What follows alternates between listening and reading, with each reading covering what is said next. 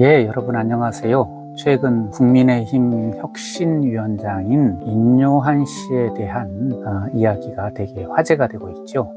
그의 집안은 우리 개화기의 선교사 집안입니다. 그의 외증조 할아버지가 유진벨이라는 분이에요. 1895년에 한국에 들어오신 분이에요. 1895년이 청일전쟁 무렵이었잖아요. 그러니까 조선 말이었었으니까 굉장히 나라가 어수선했죠. 그때 유진벨이 한국에 들어왔습니다. 목적은 선교 목적이었고요. 주로 호남 지역을 맡았습니다. 그래서 유진벨 가문을 형성하게 되는데요. 헨리와 샬롯이 있었습니다. 2대인 거죠. 이 딸 샬롯이 린튼이라는 사람하고 결혼을 합니다. 이 린튼은 1891년생인데 군산 지역을 중심으로 활동을 했습니다. 다시 유진벨 이야기로 넘어가겠습니다. 유진벨은 한국의 언더우드 선교사와 함께 명문가, 그러니까 선교의 명문가에 속한다라고 할 수 있습니다. 그는 애초에 1895년 무렵에 로티 위더스푼, 부인 로티 위더스푼과 함께 한국에 들어왔는데, 이 로티가요, 풍토병 등으로 인해서 1901년에 사망하고 맙니다. 그래서 다시 재혼을 하는데 마가렛 베일이라는 분과 재혼을 합니다.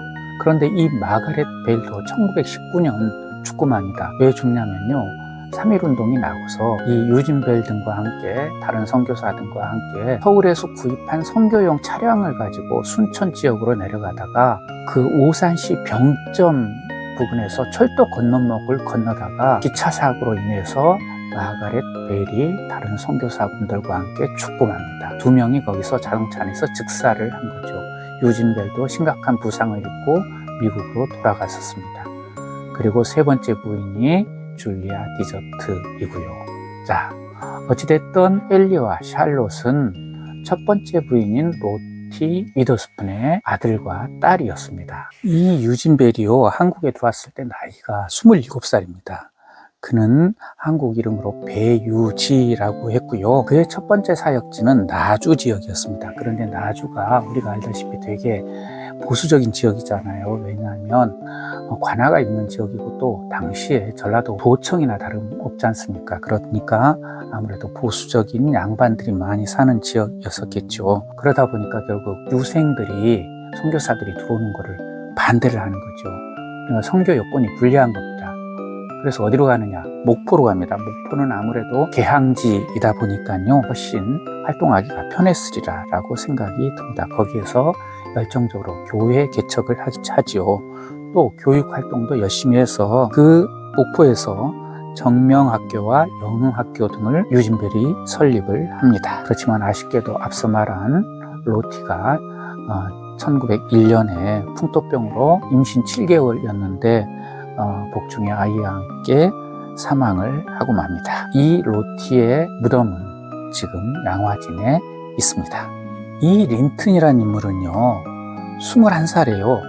한국에 온 최연소 선교사였었습니다. 이 윌리엄 린튼은요, 1912년에 군산에 도착해서 목공기술 교사를 하게 합니다.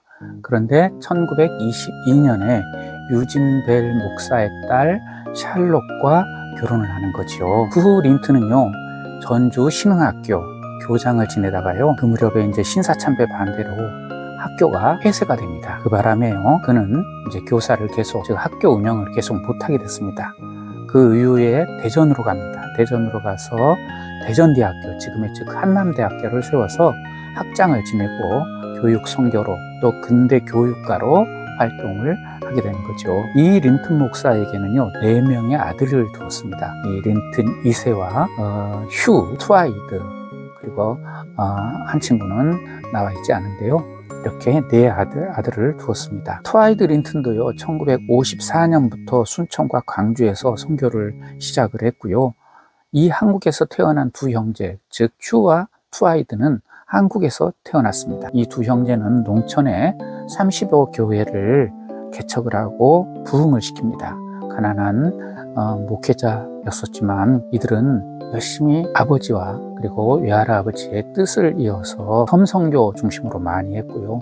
전라도 농촌 지역 선교를 많이 했습니다. 이들은 특히 투아이드는 등대 선교회를 조직해서 지금까지 활동을 하고 있고 또 투아이드는 호남대학교 학장을 지내기도 했습니다. 그러던 중에 1962년에요. 순천에서 큰 수해가 발생을 합니다.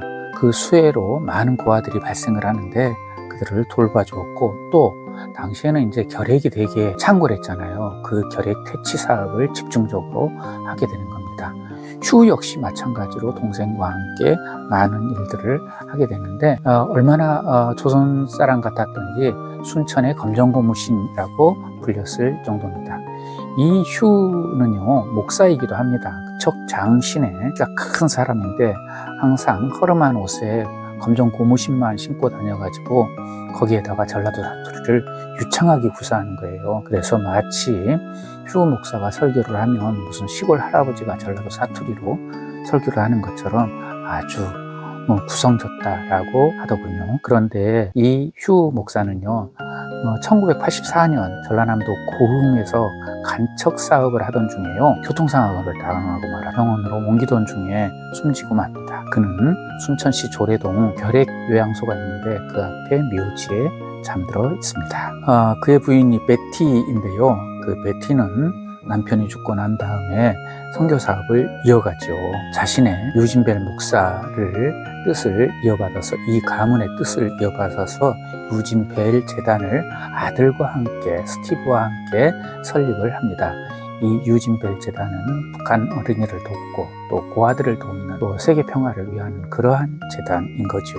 휴와 베티의 아들이 스티브와 존, 즉 인요한인 거죠.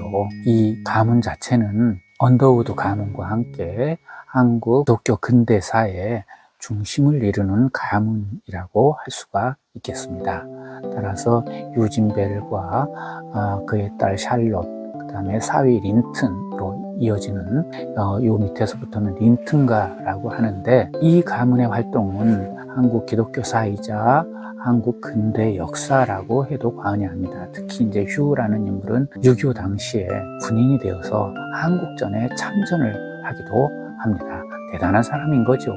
처럼 이 가문은 1대, 2대, 3대, 4대에 이어서 꼭 한국에 남아서 좋은 일들을 하고 있는 그러한 가문이라고 할 수 있겠습니다. 고맙습니다.